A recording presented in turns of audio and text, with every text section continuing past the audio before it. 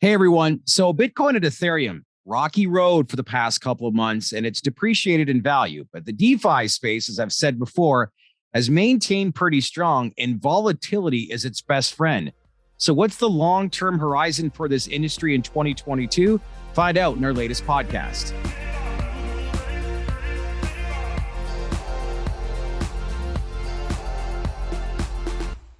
Hey everyone, welcome to the Dales Report podcast. And I'm happy to be joined once again back to our podcast. Jonathan Wiesblatt, he's the CEO of Liquid Meta. Belated Happy New Year. How are things? Happy New Year, Shad. Things are very busy. Lots of exciting things happening in the crypto and the DeFi space these days.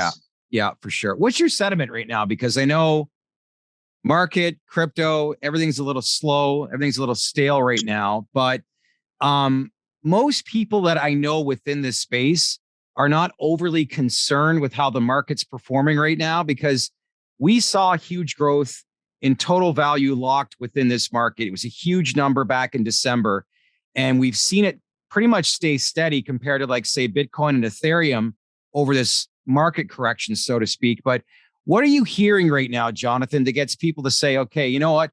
Forget what's happening here on a Wednesday or a Thursday or Friday. When we look at the DeFi space overall over the next, 6 to 12 months, what's your response to that? So there's a couple of things that we should talk about. It's one, let's talk about the perception, and then two, let's talk about the reality. Yeah. So let's start with perception, right? So the macro environment right now for all risk assets is risk off. That's the perception. And investors have decided to really buckle down, reduce risk for a number of reasons. We see rising inflation across most developed economies, which is driving decisions for interest rate increases, which has created a level of volatility in the marketplace. So macro is poor, and the perception is to take risk out of portfolios. And crypto at large, including the subsets like DeFi, as risk assets, are really feeling the brunt of that perception, right? So weak macro, it's translating into a real reduction in risk assets, which is affecting crypto. So that's a perception. Now let's talk about the reality. What is going on inside crypto? We are still experiencing a large amount of total value locked growing inside the space. Yeah. There's a lot of interest. We saw a great movement of retail and individual capital, we believe, come into the space, in 2020, in 2021. And then we started to see institutional investors, we believe, from the move upwards to 300 billion, it started to become investor capital, larger institutional capital coming into the space. So that's reality. In addition to that, we're seeing nonstop new projects, new exchanges being produced, new themes and trends in crypto, play to earn and GameFi, NFTs and the metaverse. Like, there are just so many interesting and growth areas of the crypto markets that we're seeing in reality. Yeah. In addition to, a lot of capital has been pouring into the space from some of the largest private equity technology investors in the world. So perception is really poor. Yeah. But in fact, reality is really, there's a lot of robust activity in the space. What do you think needs to change or will change to get this whole space back on track from what we saw back in, like, say, October, November? Yeah. So unfortunately, the crypto market, it ebbs and flows with the price of Bitcoin and, to a lesser extent, Ethereum. Ethereum. I think as adoption rates rise over time, the correlation between crypto and those two large assets are going to break apart. So you can really see the market cap of crypto overall right now is around $2 trillion. Yeah. The vast majority of it resides in those two asset classes. I think that number shrinks over time. Until that happens, until the share of the overall crypto from Bitcoin and Ethereum, it shrinks. I think what you're going to see is correlation of crypto assets to the ebbs and flows of Bitcoin and Ethereum. So back to your question, what do we need to see happen here over the next little while for sentiment to become better? I think we need to see, and I say it unfortunately, we need to see Bitcoin and Ethereum, the values of those tokens, we need to see them rise. So that will get a better market presence, better market perception back into the space. Do we continue to see big growth in this industry? Like when I look at Ethereum and Bitcoin, prices have gone down. I don't want to say quite a bit, but definitely as far as maintaining value, the DeFi space, it's held up a lot stronger than say Bitcoin and Ethereum.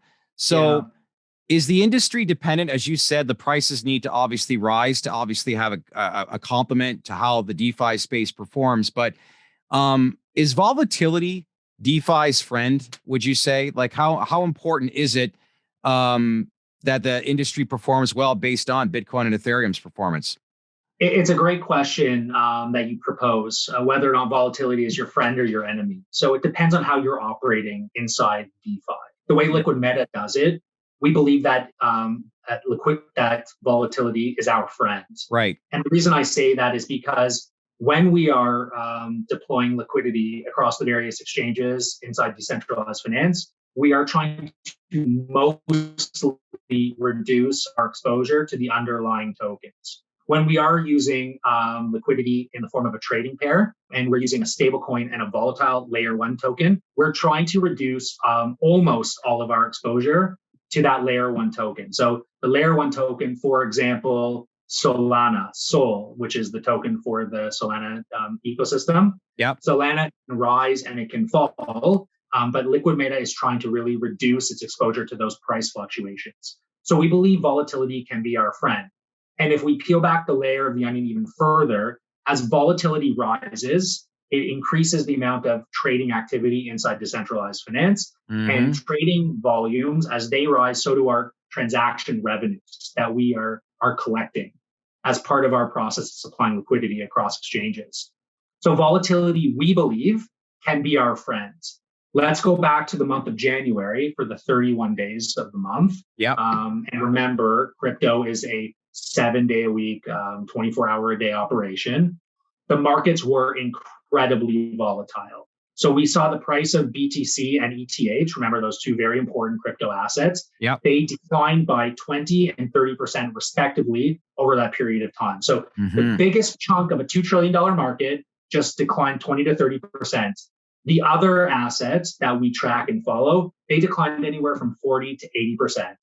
In traditional financial terms, that was a market crash. Right. Okay? So volatility was excessive in crypto, and Liquid Meta, we believe, we fared quite well. The model was on full display during that month in time. So that's why you think you maintain your value then. Like you did mention that you want to see Bitcoin and Ethereum go up, but from what I'm hearing now, as you said, that's a clear indication of a market crash.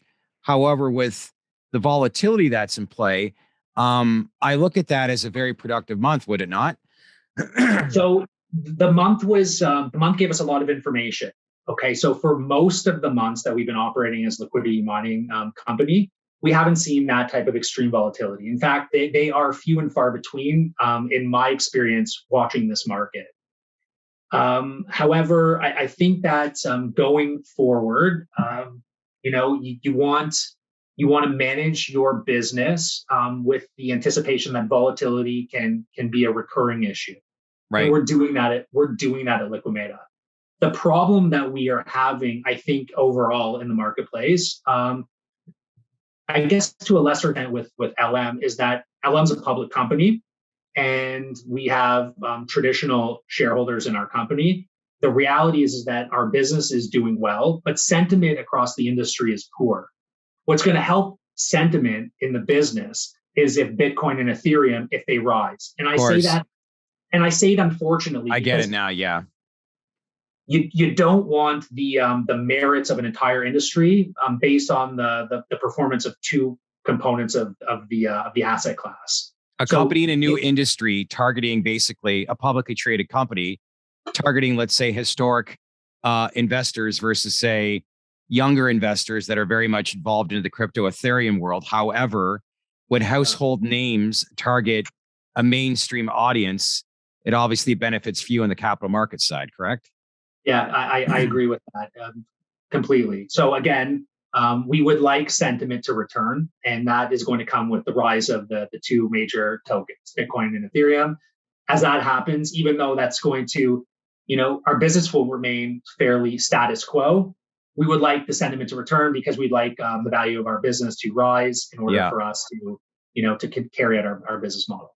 Well, we've talked about in the past, like some of the things that we like within your company. Much of the early attention when we've spoken in the past has been focused on your liquidity mining operations, where in our last interview, we actually talked about, according to your 2022 Q2 2022 highlights, was how you earned a 76% gross profit margin after hedging activities were taken into account. But when we take a step back, your company really is a fintech technology company that focuses on building software for new generation of institutional DeFi investors.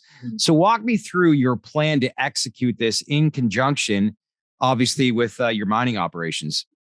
Right. So let's look at the core of the business model, right? So that's the liquidity mining operation. So raise capital, deploy it across DeFi, across today 8 different blockchains, 15 plus different dApps, and greater than 22 different liquidity pools, and do that on a daily, consistent basis, generate revenue and cash flow is the ultimate goal.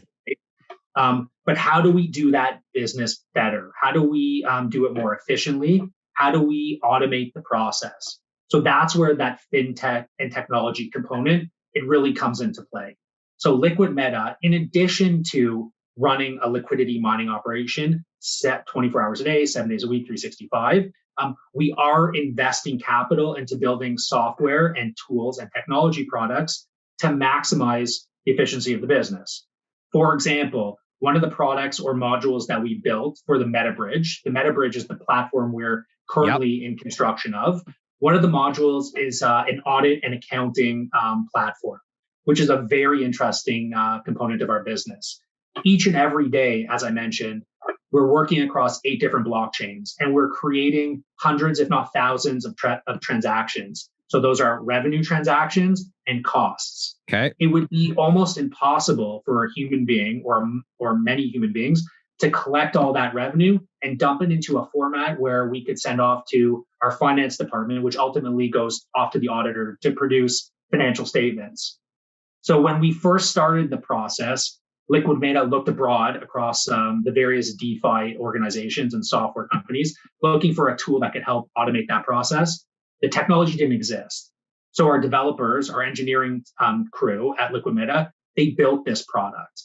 So each and every day, every transaction, both whether it's a revenue transaction or a cost, is dumped into a file. It's formatted and it's delivered to our finance team so that they can prepare financial statements. So this is going to help with audit of a public company's financial statements, which we need, tax information as well, which we also need, and various other layers of financial reporting.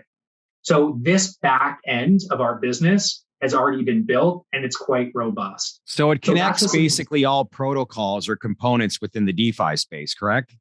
It's pulling the data of the business and our operations on those blockchains into a nice tidy package so that it can be used for the most basic parts of our business, like financial reporting. So we couldn't run our business if we weren't able to capture that data. So those are just one of the examples of the things. Do you have a lot of competitors right now within that as to what your model you're building out? So we haven't seen an organization quite like ours that are building these types of tools. The back-end tool that I just described to you, it's one small component of the software that we're building. And as I mentioned, it did not exist in the marketplace for us to go and purchase off the shelf. So we built it. So there's other things that we are building that are going to maximize efficiencies, the ability to automate the process. When you supply liquidity onto an exchange, you're generating a transaction fee and a token reward just about every 15 seconds. So you can manually go onto the exchange and you can pull that revenue into your wallet and then redeploy back into the liquidity pool to maximize compounding. Or you can build software that can assist you with that. So automate the process. So that will reduce the human interaction with the liquidity pool. At the end of the day, these liquidity pools, these exchanges, they're just pieces of software in the cloud. And Liquid Meta is building software on our end to integrate better with them. So that's another way for us to be building a technology company. The last thing that I will say, Shad, about building tech, and really the focus of our business over and above the core liquidity mining operation, is to build a front end where I can come into work every single day and my team can come into work every day, and we can scour the world of DeFi and look for new and interesting projects for us to be suppliers of liquidity to. So ways to screen, ways to look at things like total value locked, things like APRs, APYs, trading token pairs. These are all of the things that we are building that we need to become a better liquidity mining operator.